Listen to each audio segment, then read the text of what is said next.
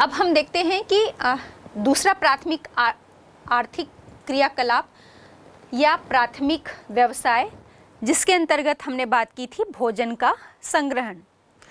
तो हम जब आखेट की बात कर रहे हैं या भोजन संग्रहण की बात कर रहे हैं तो आखेट में तो पशुओं का, अलग अलग प्रकार के जीव जंतुओं का शिकार किया जाता था और भोजन का जो संग्रहण है वो किया जाता था। और जब हम संग्रहण की बात कर रहे हैं तो वो वनों से मिलने वाली जो अलग अलग उसके जैसे वृक्ष है तो उसकी पत्तियाँ, कंद, मूल, फल, ये सब के द्वारा इन सभी को संग्रहण करके जो है वो मनुष्य अपना जीवन यापन करता था या भोजन की आपूर्ति करता था। लेकिन तब हम कहें कि उतना अधिक पर्यावरण को नुकसान नहीं पहुंचता था, क्योंकि जैसे जो आखेट या शिकार किया जाता था तब भी उसकी आवश्यकताएं सीमित थी और चाहे वो संग्रहण भी कर रहा है या वनों के अलग अलग उत्पादों का वो संचय कर रहा है तो भी वो उतनी मात्रा में वनों का विनाश नहीं करते थे। तब ये एक सीमित मात्रा में होता था। लेकिन अब हम वर्तमान समय में देखेंगे तो इसकी मात्रा बहुत बढ़ गई है और इसका भी व्यावसायीकरण जो है वो हो चुका है। और इस व्यावसायीकरण की जब हम बात कर रहे हैं तो व्यावसायीकरण का मतलब क्या है कि फिर इसमें जो भी संचय या जो संग्रहण किया जाएगा वन के अलग अलग उत्पादों का, चाहे हम छाल की बात करें, हम पत्तियों की बात करें, हम फलों की बात करें, हम बीजों की बात करें, तो ये सभी पदार्थों का संचय या सभी उत्पादों का जो संग्रह है वो लाभ कमाने के उद्देश्य से या आय प्राप्त करने के उद्देश्य से किया जाता है।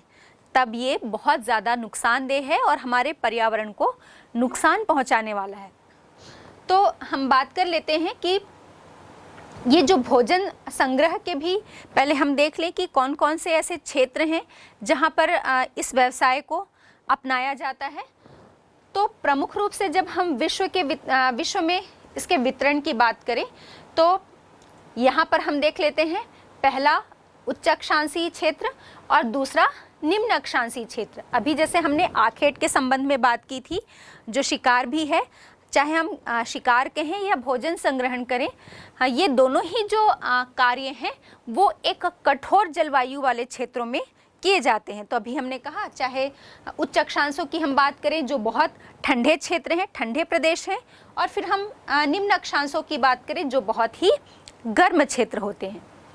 तो उच्च अक्षांशों में भी हम देख लेते हैं आपका पूरा उत्तरी कनाडा, उसके साथ ही उत्तरी यूरेशिया। इस यूरेशिया का मतलब हमको पता है कि यूरोप और एशिया दोनों का ही जो उत्तरी हिस्सा है, ध्रुवीय हिस्सा है, वो क्षेत्र आ जाते हैं। हम बात कर रहे हैं लगभग 60 डिग्री, 66.5 डिग्री अक्षांश के ऊपर। तो उत्तरी कनाडा, उत्तरी यूरेशिया को हम देखते हैं और साथ ही साथ आपका दक्षिणी चिली, दक्षिणी चिली भी इसी उच्च अक्षांशीय क्षेत्र में आता है। तो ये ऐसे क्षेत्र हैं जहाँ पर उच्च अक्षांशों के अंतर्गत भोजन का संग्रहण किया जाता है। फिर निम्न अक्षांशों की हम बात करें तो भूमध्य रेखा के आसपास के क्षेत्र की हम बात कर रहे हैं, जिसमें अमेज़न बेसिन है ना, अमेज़न नदी के आसपास का पूरा क्षेत्र जो है अमेज़न बेसिन।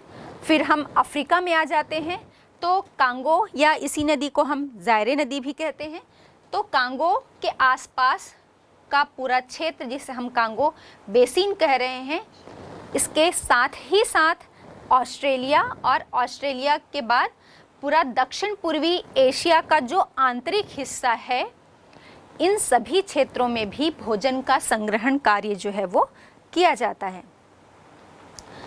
अब एक छोटा सा प्रश्न आपसे पूछा जा सकता है आपके एग्ज़ाम पर्पस से भी, एक अति लघुत्तरी प्रश्न के रूप में।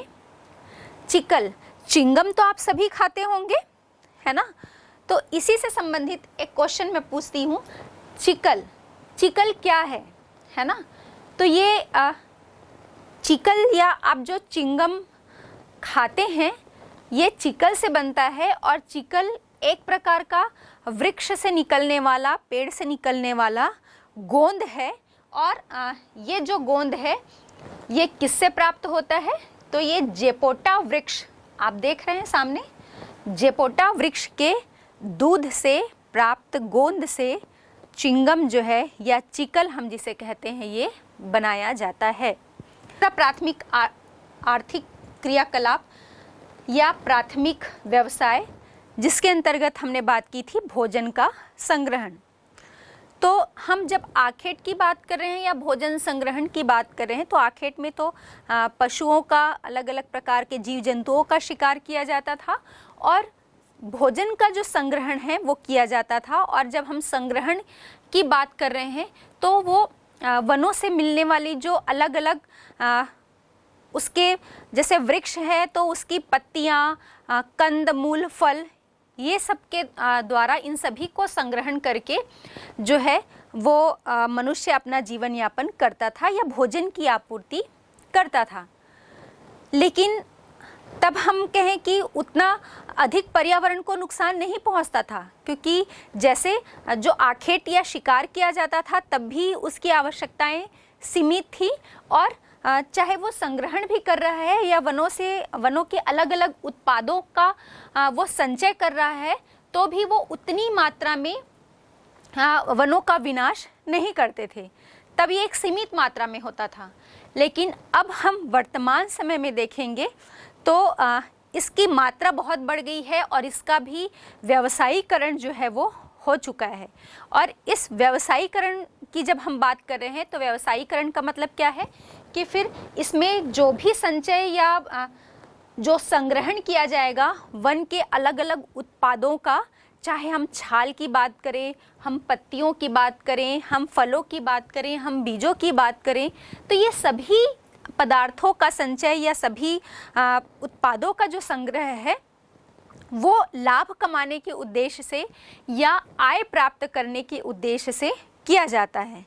तब ये बहुत ज़्यादा नुकसानदेह है और हमारे पर्यावरण को नुकसान पहुंचाने वाला है। तो हम बात कर लेते हैं कि ये जो भोजन संग्रह के भी पहले हम देख लें कि कौन कौन से ऐसे क्षेत्र हैं जहां पर इस व्यवसाय को अपनाया जाता है। तो प्रमुख रूप से जब हम विश्व में इसके वितरण की बात करें तो यहाँ पर हम देख लेते हैं, पहला उच्च अक्षांशीय क्षेत्र और दूसरा निम्न अक्षांशीय क्षेत्र। अभी जैसे हमने आखेट के संबंध में बात की थी, जो शिकार भी है, चाहे हम शिकार कहें या भोजन संग्रहण करें, ये दोनों ही जो कार्य हैं वो एक कठोर जलवायु वाले क्षेत्रों में किए जाते हैं। तो अभी हमने कहा चाहे उच्च अक्षांशों की हम बात करें जो बहुत ठंडे क्षेत्र हैं, ठंडे प्रदेश हैं, और फिर हम निम्न अक्षांशों की बात करें जो बहुत ही गर्म क्षेत्र होते हैं। तो उच्च अक्षांशों में भी हम देख लेते हैं आपका पूरा उत्तरी कनाडा, उसके साथ ही उत्तरी यूरेशिया। इस यूरेशिया का मतलब हमको पता है कि यूरोप और एशिया दोनों का ही जो उत्तरी हिस्सा है, ध्रुवीय हिस्सा है, वो क्षेत्र आ जाते हैं। हम बात कर रहे हैं लगभग 60 डिग्री, 66.5 डिग्री अक्षांश के ऊपर। तो उत्तरी कनाडा, उत्तरी यूरेशिया को हम देखते हैं और साथ ही साथ आपका दक्षिणी चिली, दक्षिणी चिली भी इसी उच्च अक्षांशीय क्षेत्र में आता है। तो ये ऐसे क्षेत्र हैं जहाँ पर उच्च अक्षांशों के अंतर्गत भोजन का संग्रहण किया जाता है। फिर निम्न अक्षांशों की हम बात करें तो भूमध्य रेखा के आसपास के क्षेत्र की हम बात कर रहे हैं, जिसमें अमेज़न बेसिन है ना, अमेज़न नदी के आसपास का पूरा क्षेत्र जो है अमेज़न बेसिन। फिर हम अफ्रीका में आ जाते हैं तो कांगो या इसी नदी को हम ज़ायरे नदी भी कहते हैं।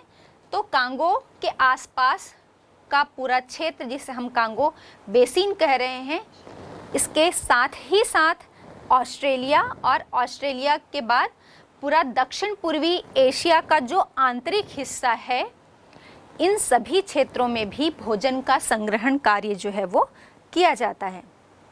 तो एक अति लघुत्तरीय प्रश्न के रूप में आपसे पूछा जा सकता है। तो हम बात कर रहे थे भोजन संग्रहण की। तो ये संग्रहण में हमने देखा कि भाई आधुनिक समय में भोजन संग्रह के कार्य का बहुत वृहद पैमाने पर, बड़े पैमाने पर व्यवसायीकरण या व्यापारीकरण हो चुका है। और ये जो भी वृक्ष हैं या उनसे प्राप्त उत्पाद हैं, जितने जो कीमती पौधे हैं, उनकी पत्तियों का, छाल का, बीजों का, इन सभी का पौधों से प्राप्त जो उत्पाद हैं उनको बाजार में बेचा जाता है और बेचकर उससे आय प्राप्त की जाती है। और इसी उद्देश्य से ही अभी वर्तमान समय में इसका संग्रहण कार्य किया जाता है। तो हम कुछ की बात कर लेते हैं। जैसे पौधे के जो अलग अलग भाग होते हैं, हमने कहा जैसे छाल है, तो छाल से आप सभी परिचित हैं, और छाल से कुनैन या चमड़ा तैयार किया जाता है, उसके लिए हेल्पफुल होता है। तो कुनैन हम सभी को पता है, मलेरिया की दवाई से बनाई जाती है, और ये किस वृक्ष से प्राप्त किया जाता है? तो सिनकोना।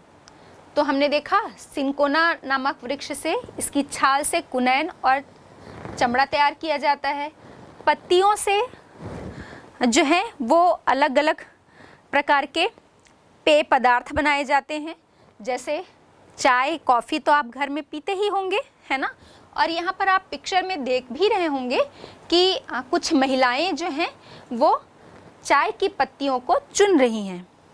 तो ये एक व्यावसायिक स्तर पर ये कार्य जो है वो संग्रह का कार्य जो है वो किया जाता है। तो पत्तियों से जो अलग अलग प्रकार के पेय पदार्थ हैं, दवाइयाँ बनाने के लिए इसका उपयोग किया जाता है, और साथ ही साथ शक्तिवर्धक जो पदार्थ हैं ये भी बनाने के लिए इन पेड़ की, वृक्ष की पत्तियों का प्रयोग किया जाता है। फिर हम या आपने बहुत अच्छी तरह से इनसे परिचित होंगे, नाम भी सुना होगा और देखा भी होगा। आपके घर में तुलसी तो होती ही है, तुलसी का पौधा, तुलसी देखी होगी आपने, नीम है, इसके बाद चिचिरदा से भी आप जो ग्रामीण क्षेत्र के बच्चे हैं वो बहुत अच्छी तरह से परिचित होंगे।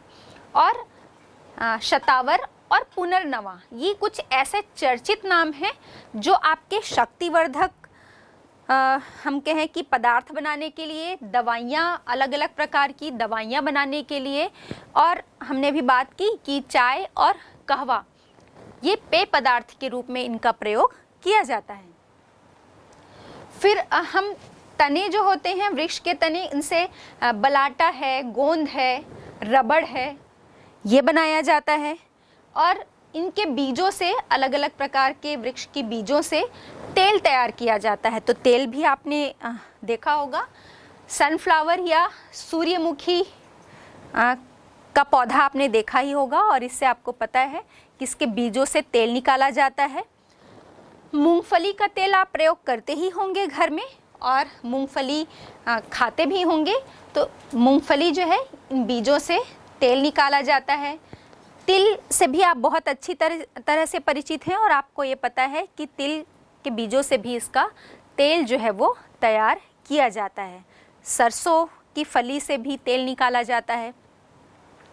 तो वृक्ष के जो अलग अलग हम कहें कि इसके अलग अलग पार्टों का, इसके अलग अलग भागों का जो उपयोग है वो अलग अलग तरह की चीज़ों को प्राप्त करने के लिए, बनाने के लिए इसका प्रयोग किया जाता है। और अब वर्तमान समय में इसमें आधुनिक तकनीक और प्रौद्योगिकी का भी प्रयोग किया जा रहा है, क्योंकि इसका व्यावसायीकरण जो है वो हो चुका है, और इससे बहुत वृहद स्तर पर आय प्राप्त करने के लिए ये कार्य किया जाता है। अब हम कहें कि विश्व स्तर पर हम देखें तो भोजन संग्रहण का बहुत अधिक महत्व नहीं रह गया है। वो क्यों? तो क्योंकि हम देखें इनसे जो प्राप्त हैं, इनसे जो उत्पाद प्राप्त होते हैं, इनको पूरे विश्व के बाज़ार में बहुत बड़ी हम कहें कि कंपटीशन या प्रतिस्पर्धा का सामना करना पड़ता है। और साथ ही साथ कंपटीशन के साथ ही साथ इनकी जो जगह है उसको कृत्रिम पदार्थों ने ले ली है। जैसे हम कॉटन का कपड़ा पहनते हैं, सूती वस्त्र, तो इन सूती वस्त्रों की जो जगह है वो कृत्रिम रेशों ने ले ली है, पॉलिएस्टर कपड़ों ने ले ली है, क्योंकि ये ज़्यादा मजबूत होते हैं, इनके लिए मेहनत बनाने के लिए मेहनत भी कम करनी पड़ती है। तो कुछ इसी तरह से हम ये कहें कि इनके सब्स्टिट्यूट जो हैं वो ढूंढ लिए गए हैं, जिसके कारण बहुत वृहद रूप में या विश्व स्तर पर जो है इन कार्यों का महत्व नहीं रह गया है। अब ये हमने देखा कि आखेट और भोजन संग्रहण। इसके बाद हम बात करते हैं पशुचारण की। जो आपका तीसरा प्रमुख प्राथमिक व्यवसाय है वो है आपका पशुचारण। आखेट या हम कहें कि जो हमने बात की थी शिकार पर, जो समूह या मानव समुदाय जो है वो पहले जिस पर निर्भर रहता था आखेट पर या शिकार पर, जब इस समूह या समुदाय ने ये अनुभव किया कि हमें अपने पशुओं के साथ केवल शिकार करने से ही हमारा जीवन यापन नहीं हो सकता, तब इस समुदाय या इन समूहों ने अपने इस मानव समुदाय ने अपने पशुओं को पालने के लिए या इनको पालने के विषय में सोचा या विचार किया, और उन्हें ये अनुभव होने लगा कि हम सिर्फ इन पशुओं का आखेट करके ही अपना जीवन यापन नहीं कर सकते। और तब जो अलग अलग क्षेत्रों में या हम कहें कि अलग अलग जलवायु में जो मानव समुदाय रहते थे, फिर से बात कर लें कि मध्य अक्षांशों में या अत्यंत शीत क्षेत्रों में, अत्यंत बहुत ज़्यादा गर्म क्षेत्रों में, है ना, तो ये अलग अलग जलवायु क्षेत्रों में जो रहने वाले समुदाय थे, उन्होंने वहाँ पर जो विशेष रूप से जो पशु मिलते थे, उन पशुओं को पहले पालतू बनाया मतलब अपने साथ रखा। फिर इन समुदायों के द्वारा इन पशुओं को पालतू बनाकर जो हम कहें कि विकास का प्रारंभिक चरण हम मान सकते हैं, क्योंकि वो अपने पशुओं के साथ रहना सीख गए थे। फिर अब ये किस किस क्षेत्र में या कौन कौन से जो पशु हैं उनको इन्होंने पाला, तो हम देख लेते हैं। जो घास के मैदान थे, चूँकि वहाँ पर चारागाह उपलब्ध होते हैं घास के मैदानों में, तो विश्व के जितने भी घास के मैदान हैं वहाँ पर गाय, बैल और घोड़े, इन पशुओं को पाला गया। टुंड्रा क्षेत्रों की हम बात करें तो टुंड्रा क्षेत्र जो बहुत अधिक ठंडे क्षेत्र होते थे, इन ठंडे क्षेत्रों में भेड़ों का और रेंडियर का जो है इन्हें पाला गया या इन्हें पालतू बनाया गया। जो उष्ण मरुस्थल हैं, मतलब बहुत गर्म जो रेगिस्तान है, वहाँ पर ऊँटों को पाला गया। और ऊँट आपको पता ही है कि इसे रेगिस्तान का जहाज कहा जाता है। फिर जो पर्वतीय ऊंचे ऊंचे जो पर्वतीय क्षेत्र थे, यहाँ पर याक और लामा, इन पशुओं को पालतू बनाया गया, या ये हम कहें कि वर्तमान समय में भी हम देखें कि इन पशुओं को यहाँ पर पाला जाता है। जब ये आखेट या शिकार करने वाला जो मानव समुदाय था, उन्हें जब ये महसूस हुआ कि सिर्फ शिकार करने से उनका जीवन यापन नहीं हो सकता, तो फिर उन्होंने पशुओं को पालतू बनाकर उनके साथ रहने का सोचा। तो ये जो समुदाय था, ये पशुओं को पालने लगे। और जो हम विश्व के अलग अलग जलवायु क्षेत्र देखते हैं, तो पूरे अलग अलग जलवायु क्षेत्रों में अलग अलग प्रकार के पशु पाए जाते हैं या मिलते हैं।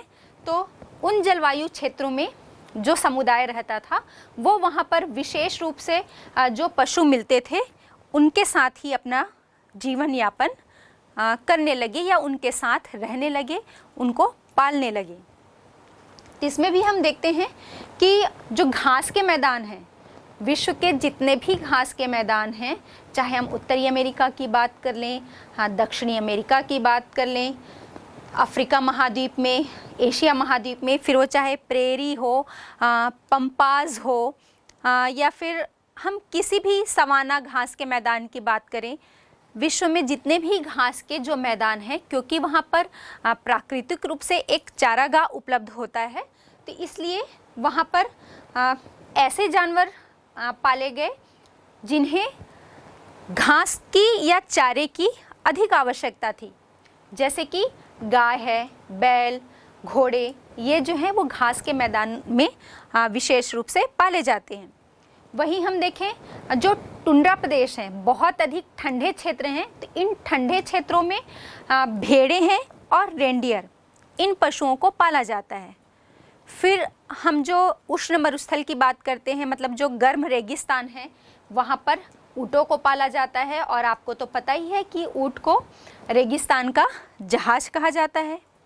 फिर विश्व के जितने भी ऊंचे ऊंचे जो पर्वतीय क्षेत्र हैं, इन पर्वतीय क्षेत्रों में याक और लामा पशुओं को पाला जाता है।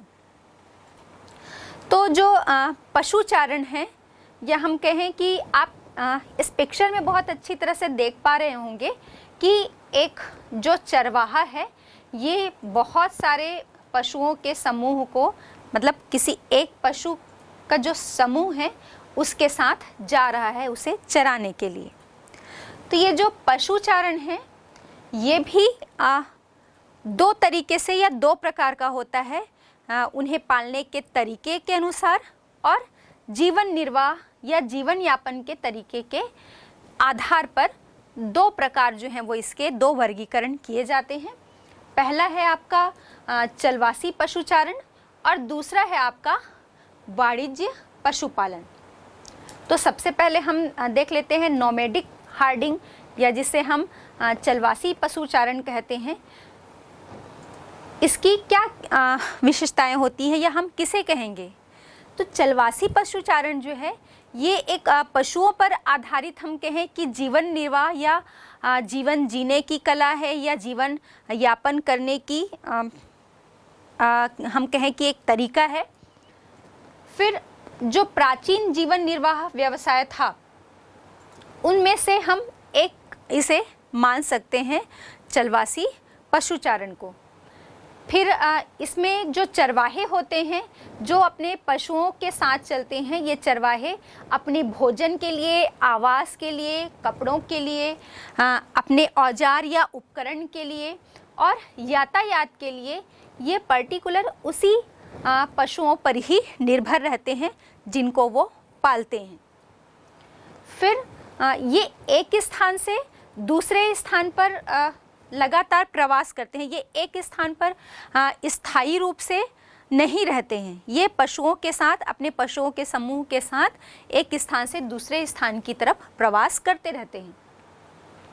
इसी कारण और इनके एक स्थान पर निवास नहीं करने के कारण, या हम कहें कि एक स्थान से दूसरे स्थान पर जाने के कारण ही हम इन्हें चलवासी कहते हैं। चलवासी चरवाहे या इस व्यवस्था को चलवासी पशुचारण के नाम से जानते हैं, क्योंकि जब ये किसी एक स्थान पर रहते हैं और वहाँ पर की घास जो है वो समाप्त हो जाती है, ख़त्म हो जाती है, तो वो अपने पशुओं के समूह को घास की या चारे की व्यवस्था के लिए उस स्थान पर लेके जाते हैं जहाँ पर उन्हें प्राकृतिक रूप से चारागाह उपलब्ध होता है। और मैं फिर से बोलना चाहूँगी कि इसी कारण से इन्हें चलवासी भी जो है वो कहा जाता है, या इस व्यवस्था को चलवासी पशुचारण कहा जाता है।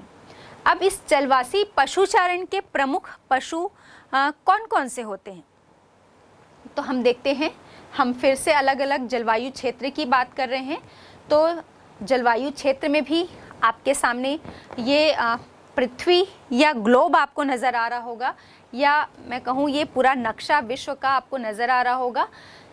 इसमें उष्णकटिबंधीय क्षेत्र है ना, यहाँ पर, या मैं कहूँ कि पर्टिकुलर एक महाद्वीप की बात कर रही हूँ, तो अफ्रीका का उष्णकटिबंधीय क्षेत्र जो है, या उष्णकटिबंधीय अफ्रीका, ये आपको मानचित्र पर बहुत अच्छी तरह से नज़र आ रहा होगा।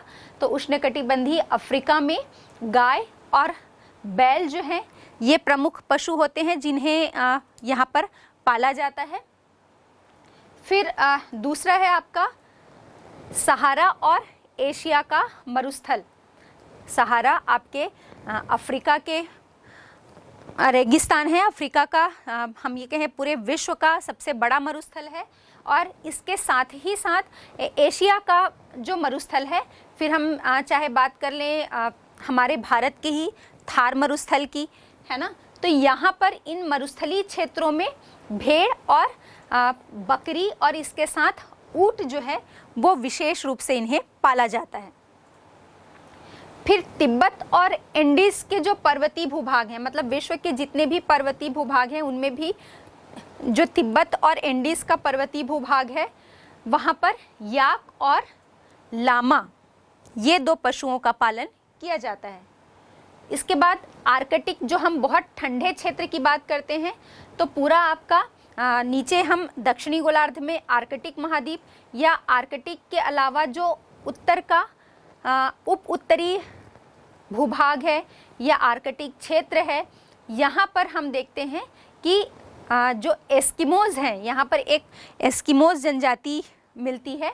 ये एस्किमो जो जनजाति है, ये रेंडियर जो है पशु, इनको पालते हैं और रेंडियर जो है वो एस्किमो की स्लेज गाड़ी होती है, इन स्लेज गाड़ी को खींचते हैं। इस पिक्चर में भी आपको साफ नज़र आ रहा होगा, जो रेंडियर हैं वो स्लेज गाड़ी को खींचते हुए कैसे क्षेत्रों में, ध्रुवीय या बहुत ही ठंडे शीत प्रदेशों में। तो ये प्रमुख पशु हो गए जो चलवासी पशुचारण के अंतर्गत जिन पशुओं को पाला जाता है। जब ये आखेट या शिकार करने वाला जो मानव समुदाय था, उन्हें जब ये महसूस हुआ कि सिर्फ शिकार करने से उनका जीवन यापन नहीं हो सकता, तो फिर उन्होंने पशुओं को पालतू बनाकर उनके साथ रहने का सोचा। तो ये जो समुदाय था, ये पशुओं को पालने लगे और जो हम विश्व के अलग अलग जलवायु क्षेत्र देखते हैं, तो पूरे अलग अलग जलवायु क्षेत्रों में अलग अलग प्रकार के पशु पाए जाते हैं या मिलते हैं। तो उन जलवायु क्षेत्रों में जो समुदाय रहता था, वो वहाँ पर विशेष रूप से जो पशु मिलते थे उनके साथ ही अपना जीवन यापन करने लगे या उनके साथ रहने लगे, उनको पालने लगे। इसमें भी हम देखते हैं कि जो घास के मैदान हैं, विश्व के जितने भी घास के मैदान हैं, चाहे हम उत्तरी अमेरिका की बात कर लें, दक्षिणी अमेरिका की बात कर लें, अफ्रीका महाद्वीप में, एशिया महाद्वीप में, फिर वो चाहे प्रेरी हो, पंपाज हो, या फिर हम किसी भी सवाना घास के मैदान की बात करें, विश्व में जितने भी घास के जो मैदान हैं, क्योंकि वहाँ पर प्राकृतिक रूप से एक चारागाह उपलब्ध होता है, तो इसलिए वहाँ पर ऐसे जानवर पाले गए जिन्हें घास की या चारे की अधिक आवश्यकता थी, जैसे कि गाय है, बैल, घोड़े, ये जो हैं वो घास के मैदान में विशेष रूप से पाले जाते हैं। वहीं हम देखें जो टुंड्रा प्रदेश हैं, बहुत अधिक ठंडे क्षेत्र हैं, तो इन ठंडे क्षेत्रों में भेड़ें हैं और रेंडियर, इन पशुओं को पाला जाता है। फिर हम जो उष्ण मरुस्थल की बात करते हैं, मतलब जो गर्म रेगिस्तान है, वहाँ पर ऊँटों को पाला जाता है, और आपको तो पता ही है कि ऊँट को रेगिस्तान का जहाज कहा जाता है। फिर विश्व के जितने भी ऊंचे ऊंचे जो पर्वतीय क्षेत्र हैं, इन पर्वतीय क्षेत्रों में याक और लामा पशुओं को पाला जाता है।